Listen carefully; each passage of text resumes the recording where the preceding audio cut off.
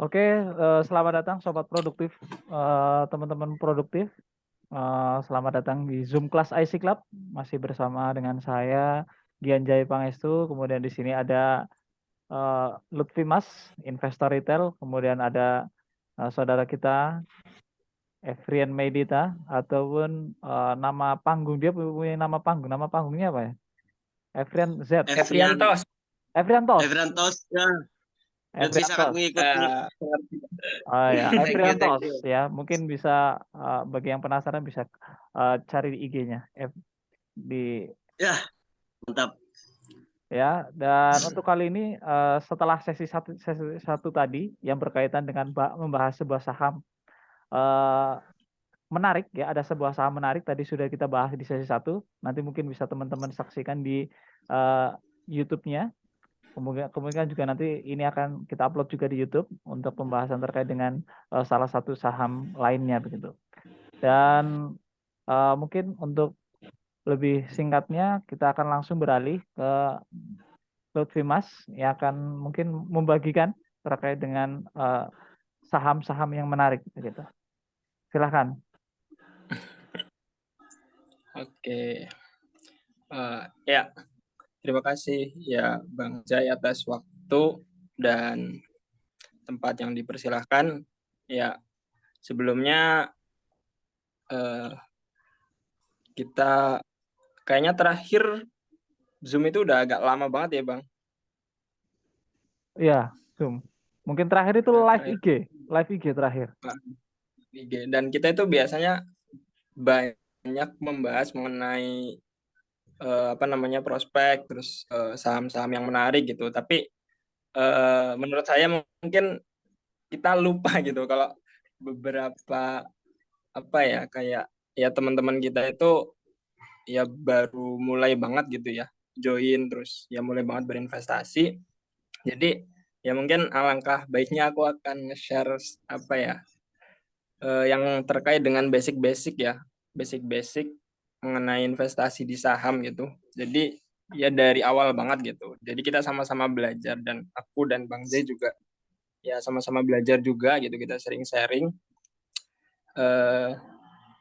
Dan kebetulan malam ini diri sama Mas Evian juga yang dia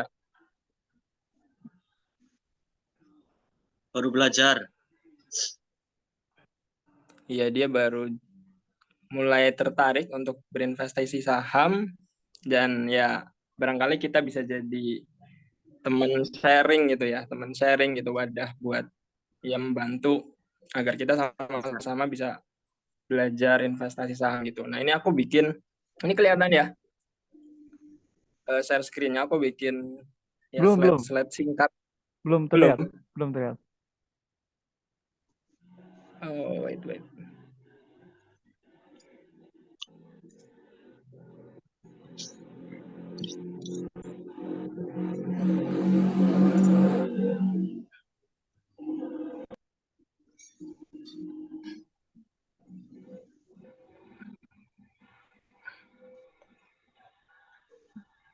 Ya. Nah, ini aku bikin kayak sedikit materi lah sederhana gitu, Boleh. Bang, terkait dengan tips investasi saham tapi untuk dari basic gitu ya. Jadi ini benar-benar kayak permulaan gitu sebelum kita itu benar-benar investasi gitu ya. Karena kita kan investasi itu kita pakai duit gitu ya. Kita pakai duit yang ya kita udah capek gitu ya nyarinya, kerja dan sebagainya, terus kita kumpulin, kita investasikan, kan harapannya dari duit tersebut kita bisa kembangkan gitu kan. Nah, takutnya kalau misalkan ya kita nggak belajar dulu, kita nggak ngerti dasar-dasarnya gitu, kita langsung masuk aja gitu ya, ya potensi kita buat mengembangkan aset tersebut malah sebaliknya gitu, yang terjadi mungkin rugi dan sebagainya gitu, kayak ya berita-berita yang banyak beredar akhir-akhir ini gitu kan. Nah, kita langsung aja ke yang poin pertama gitu ya. Tips investasi saham buat yang baru awal ya, baru mulai berinvestasi. Jadi yang teman-teman harus perhatikan itu kita harus cari perusahaan yang bagus gitu. Beli perusahaan yang bagus. Nah, perusahaan bagus ini tentu apa ya? Definisinya pasti luas gitu ya. Kayak ada orang yang bilang ya perusahaan bagus itu ya yang kita bisa lihat produknya setiap hari kayak Pepsodent, terus sabun dan sebagainya itu punya Unilever dan sebagainya gitu. Nah, tapi tidak sebatas itu saja gitu. Jadi kita nggak cuma ngelihat produknya ada nih di mana-mana, tapi kita benar-benar harus tahu juga di mana performa dari bisnisnya gitu kan. Apakah dari produk yang dia jual itu menghasilkan keuntungan atau rugi gitu ya, atau bahkan rugi atau mungkin dia ya sekedar muter aja gitu, muter aja stuck gitu. Nah, dari situ kita harus tahu gitu perusahaan yang kita beli itu apa namanya bagus atau tidak gitu. Nah, untuk kita tahu ya perusahaan yang kita beli itu bagus atau tidak sebenarnya ya banyak banget ya caranya gitu ya buat kita itu bisa explore ya kalau kita ngomongin yang Bang Jai tadi sebut di Zoom yang pertama, kita bisa lihat dari mungkin awal-awal kita bisa lihat dari berita gitu ya, kita bisa tahu misal ada nih perusahaan yang sedang apa namanya ekspansi gitu ya, sedang apa namanya membangun bisnis yang baru gitu untuk meningkatkan labanya dan sebagainya gitu.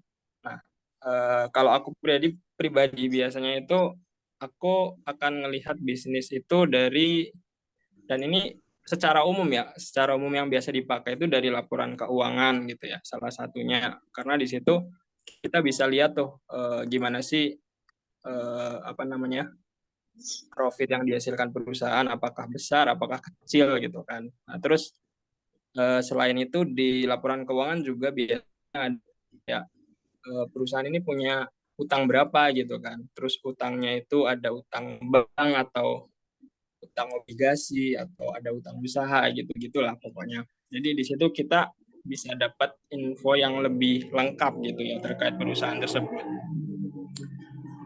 Nah, mungkin aku kasih ini ya gambaran juga.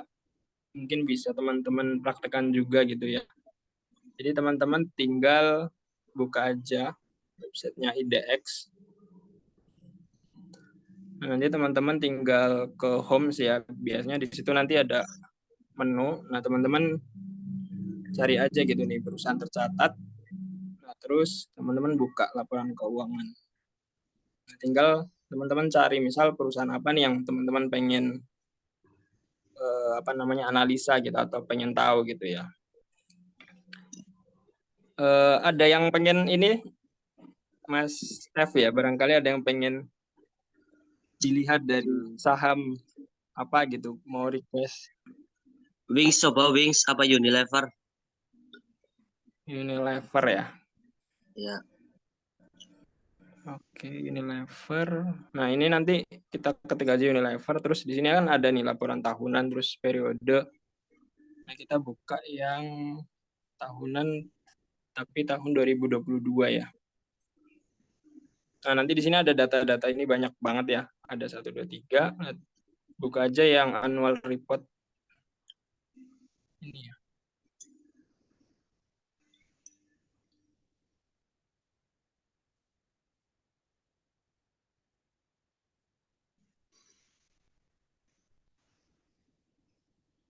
Bentar, Unilever.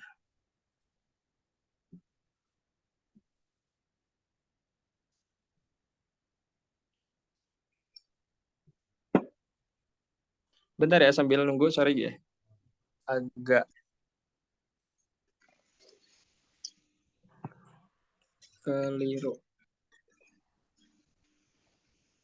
Unilever ya tadi ya? Iya, Ya. Unilever. UNVR. Kodenya itu Unilever, UNVR. Nah, buka aja yang tahunan.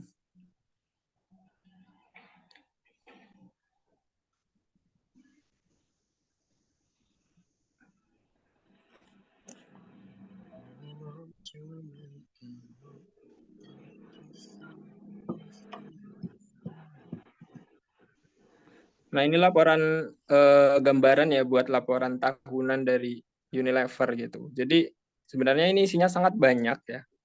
Tapi teman-teman mungkin kalau misalkan baru awal bisa mulai dari ya cari aja yang teman-teman pengen tahu gitu. Biasanya lewat daftar isinya.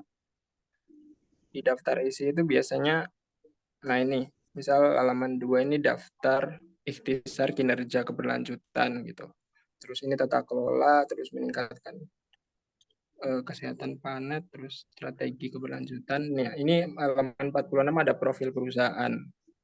Nah, di situ teman-teman ya bisa tahu kayak Unilever ini bergerak di bidang apa, terus biasanya juga di situ dicantumkan kayak laporan keuangannya gitu ya. Itu. Nah, kemudian itu sebagai gambaran saja ya, kalau misalkan nanti lebih detailnya kita bisa bahas di pertemuan yang lebih spesifik gitu ya, Bang. Nah, Betul, kemudian yang boleh. kedua itu tipsnya ketika kita itu ingin berinvestasi di saham, itu kita harus beli saham tersebut itu di harga yang wajar gitu. Jadi saham ketika di bursa itu nggak semuanya bisa dibilang harganya itu wajar gitu ya. Karena kan sebenarnya bursa itu kan ada kayak dua lahan gitu yang bermain. Pertama itu ada kayak bisnis yang real yang dijalankan, kayak misalkan contoh nih ya Unilever ya, dia kan punya bisnis kayak eh, sabun, terus soden dan sebagainya gitu. Jadi dia pabrik dan sebagainya. Nah, saham itu di yang berbeda gitu ya, saham Unilevernya gitu. Jadi kalau misalkan dalam jangka pendek harga saham itu enggak serta-merta biasanya berjalan sesuai dengan yang ada di realnya, di perusahaan nyatanya gitu. Bisa aja kadang-kadang perusahaannya baik-baik aja, tapi karena ada sentimen tertentu ya yang saat ini misal lagi berkeliaran dan mungkin berefek negatif ya sama saham Unilever, nah itu bisa mempengaruhi itu harganya, misalkan harganya jatuh atau turun gitu. Nah, atau mungkin sebaliknya, misal Unilevernya sebenarnya biasa aja, tapi karena mungkin ada media tertentu misalnya ya yang membahas Unilever, terus di situ isunya bagus-bagus dan sebagainya. Nah, biasanya itu juga mempengaruhi harga sahamnya itu jadi mahal, terus orang pun ketika membeli kan harus di harga yang lebih mahal lagi kan, dibeli dengan harga yang lebih mahal lagi dan lebih mahal lagi gitu. Nah, biasanya itu akan membuat harganya jadi lebih mahal gitu. Jadi dua ruang ini berbeda gitu, nggak apa namanya, nggak pasti sama gitu. Nah, tugas kita itu ya kita harus tahu gitu ya, misalkan Unilever ini harga wajarnya berapa gitu. Jangan sampai kita itu beli ketika Unilever misal harganya itu harusnya 1.000, tapi di market itu dia dihargai misalkan 4.000 gitu ya. Otomatis kan itu kita kayak beli Unilever itu 4 kali kan dari harganya gitu. Nah, berarti wajarnya gimana ya? Minimal kita beli ketika Unilever itu harganya di harga 1.000 gitu. Atau syukur-syukur kalau misalkan kita bisa dapat lebih murah nih, ada yang jual lebih murah gitu ya. Misal harganya lagi di bawah 1.000 gitu. Nah, itu akan membuat apa namanya, resiko kita gitu ya sebagai investor itu ya lebih minim gitu. Sedangkan potensi profitnya atau keuntungannya itu malah lebih besar gitu ya. Jadi itu yang teman-teman harus perhatikan ya di poin 2, yaitu beli saham itu di harga yang wajarnya itu. Nah, nanti ya di pertemuan selanjutnya kita bisa kulik lebih dalam gimana sih menilai perusahaan ini harganya wajar gitu atau harganya nggak wajar gitu ya, Bang. Ya, Mas Evian. Ya. Nah, sampai sini ada yang mau di ini dulu? Barangkali mungkin aku jelasinnya agak kecepatan atau ada yang membingungkan gitu. Aku mau tanya Mas Lutfi, Hmm. kan misal di poin pertama kan itu beli perusahaan yang bagus ya. Nah itu Hmm. eh, di kayak misal di apa ya, di aplikasi saham gitu ya, di aplikasi investasi gitu, kan pasti Hmm. muncul beberapa nama perusahaan tuh. Ada yang Iya, iya. paling atas, ada yang minimal 5 top gitulah ya. Lah, apakah di daftar pertama itu 5 top misal ya di aplikasi tersebut, apakah itu termasuk perusahaan yang bagus menurut aplikasi tersebut dan layak kita beli atau enggak, atau kita mencari perusahaan yang lagi booming gitu, atau berdasarkan yang Oh, iya. aplikasi itu aja gitu. Kalau Iya. kita baru awam mau beli gitu, pertama kali beli. Kalau awal ya. Ya. Ya, jadi sebenarnya kan di aplikasi sekuritas itu ada 700-an lebih ya Bang saham di Bursa Efek kita gitu. Dan nggak semuanya itu istilahnya bagus semuanya, nggak semuanya layak invest semuanya gitu. Jadi sebenarnya kita itu kalau misalkan investasi saham kan kita aktif ya, kita yang nyari tahu dan sebagainya. Kecuali kalau misalnya kita belinya itu reksadana. Kalau reksadana itu kan kita udah dikelain lah, dipilihin sama manajer investasi. Berarti kalau di apa namanya kita investasi mandiri di saham ya kita benar-benar harus istilahnya nyari sendiri gitu. Eh, Kasarnya kayak gitu, kita nyari sendiri mana sih perusahaan yang bagus, mana sih yang layak invest. Nah, tapi sebenarnya di BI sendiri atau Bursa Efek Indonesia itu dia udah ngasih kayak kriteria gitu. Ini kan ada indeks ya. Ada indeks 30 ini, terus indeks LQ45, terus dan ya macam-macam lah. Nah, ini istilahnya kayak indeks 30 itu kayak 30 saham yang BI itu rekomendasikan atau 30 saham yang mereka itu masuk persyaratan yang udah dibikin sama BI gitu. Misalkan sahamnya liquid, sahamnya performanya bagus atau apa gitu. Nah, cuman ini hanya istilahnya secara umum gitu ya. Secara umum gitu. Nah, nanti kita sendiri nih, kalau misalnya kita sebagai orang yang awam gitu, baru awal, ini bisa sangat membantu sebenarnya. Kayak misal, kita kan nggak tahu ya, saham dari 700 itu yang bagus mana gitu. Nah, kita bisa pakai kayak indeks 30 atau LQ45 buat memulai gitu, buat mencari tahu gitu. Misal kita masuk indeks 30, nah ini kan ada 30 saham nih, yang istilahnya masuk kriteria, ada BCA, BRI gitu. Nah, nanti dari situ kita baru apa namanya ya pelajari lebih lanjut lebih dalam gitu kan, daripada kita misalkan nyari dari 700 saham itu semuanya kan banyak banget gitu toh. Gitu Mas Efrian. Barangkali Bang Jai ada yang mau ditambahkan, dipersilakan juga sharing. Oke. Ya, waktunya tinggal 10 menit lagi ya, mungkin Zoom ini akan berakhir. Tapi mungkin sedikit menambahkan saja terkait dengan pertanyaan dari Mas Efriantos ya. Mas Efriantos di situ terkait dengan pertanyaan apakah saham yang direkomendasikan oleh broker ya, mungkin aplikasi itu broker itu sendiri apa sudah pasti bagus begitu. Kalau saya bilang kalau yang merekomendasikan itu adalah aplikasi itu sendiri, itu belum tentu. Melainkan ketika yang merekomendasikan itu adalah indeks harga saham gabungan ataupun IHSG ataupun BI ya, yang kita sebut Bursa Efek Indonesia yang tadi sudah ditampilkan, yaitu ada indeks 30, ada indeks LQ45, terus kemudian ada indeks Rike Hati dan lain-lain. Itu saya berani bilang bahwasanya itu bagus. Namun saham yang bagus belum tentu menghasilkan cuan yang maksimal ataupun profit yang maksimal. Melainkan saham yang bagus itu biasanya menghasilkan profit yang stabil gitu. Karena tentunya ada resiko yang harus diambil dan juga di balik resiko yang ada di situ ada juga keuntungan yang diambil. Jadi orang biasa bilang ketika resiko itu besar, profitnya juga kemungkinan akan jauh lebih besar. Tapi ketika resikonya itu kecil, kemungkinan profitnya juga kecil. Itu seperti itu. Melainkan yang perlu ditekankan bahwasanya yang sudah Mas Lutfi sampaikan bahwasanya kita perlu investigasi lebih lanjut terkait dengan saham yang ada di situ. Jangan terlalu percaya dengan yang broker tampilkan, karena broker sebenarnya itu adalah mencari cuan dari beberapa banyak transaksi kita. ketika kita jual, ketika kita beli, itu kan menghasilkan profit untuk broker itu sendiri. Jadi dia ingin menimbulkan stimulus kita untuk membeli saham yang dia rekomendasikan.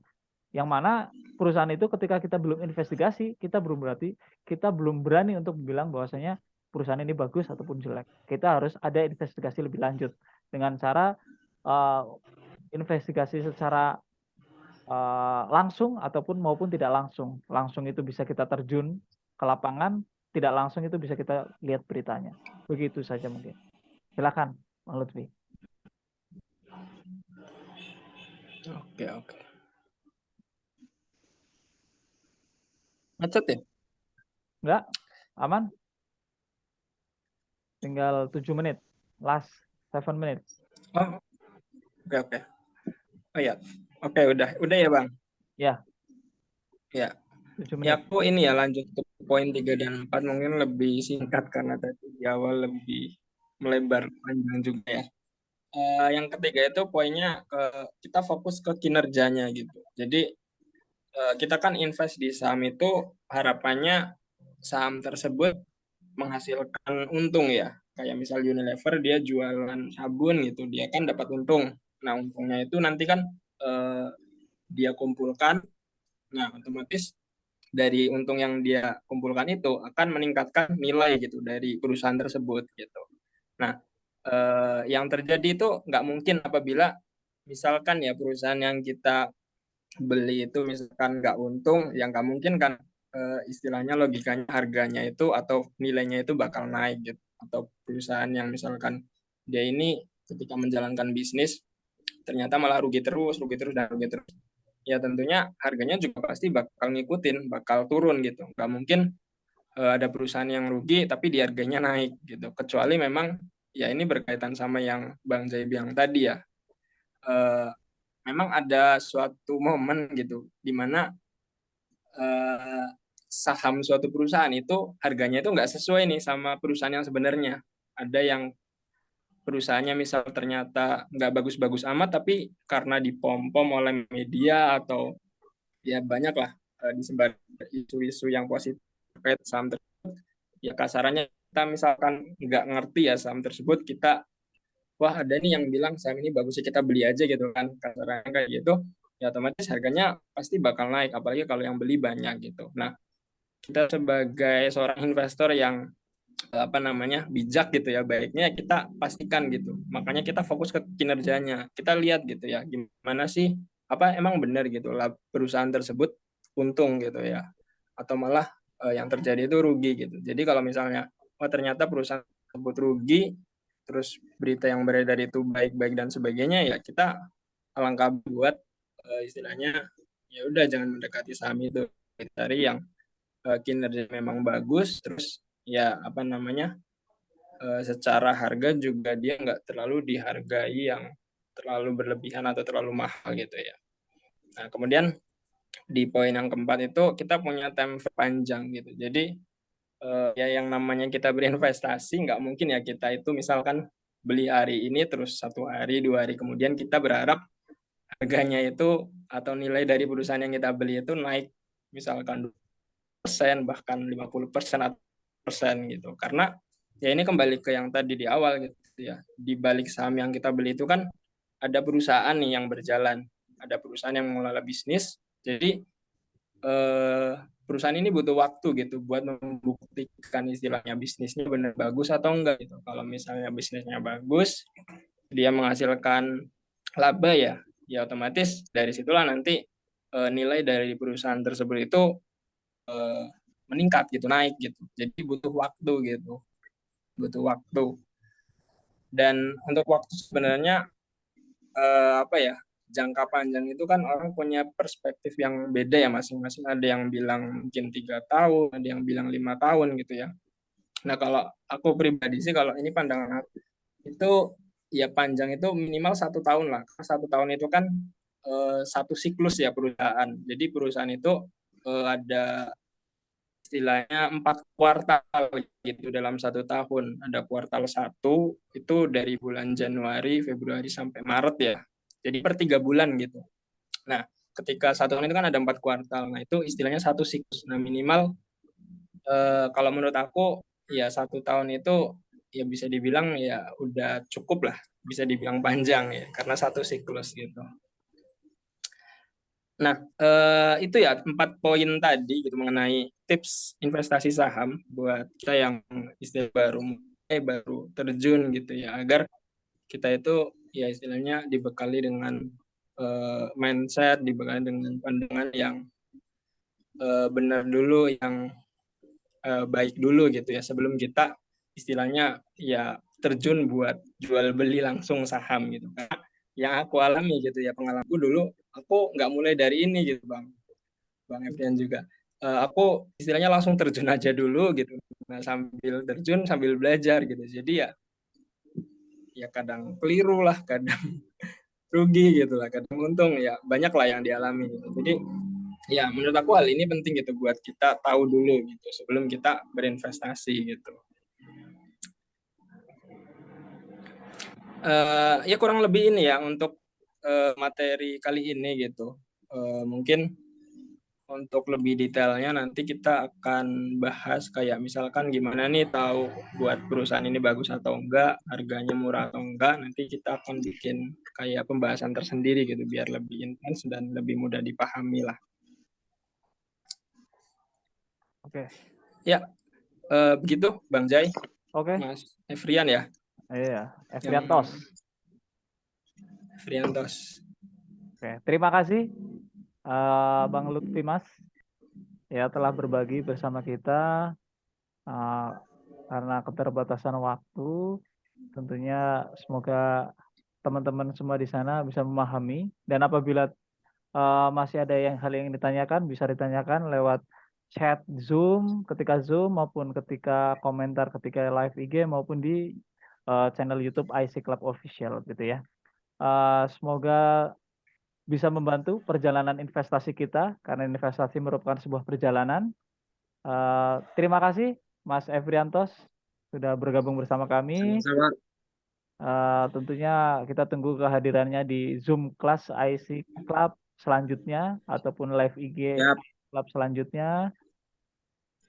Semoga ini membantu perjalanan investasi kita untuk menuju kebebasan finansial di masa depan.